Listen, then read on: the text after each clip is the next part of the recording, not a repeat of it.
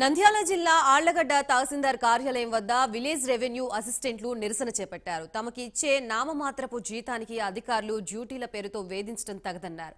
Village revenue అసిస్టెంట్లు తమ విధుల్ని బహిష్కరించి నిరసన తెలిపారు.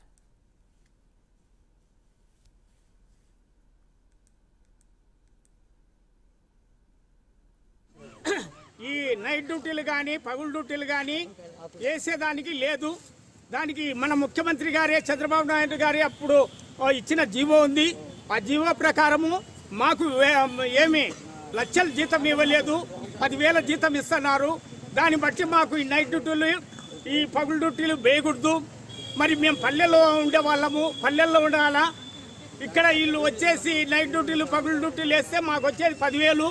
మరి ఇక్కడ ఏదన్నా వాళ్ళు డ్యూటీలు వేయాలంటే 2 పోలీసులు ఉండాలా, మరి ఈఆర్ఓ ఉండాలా, మరి ఆర్ఐ ఉండాలా, ఇక్కడ ఈఆర్ఏలు 2 ఉండాలా.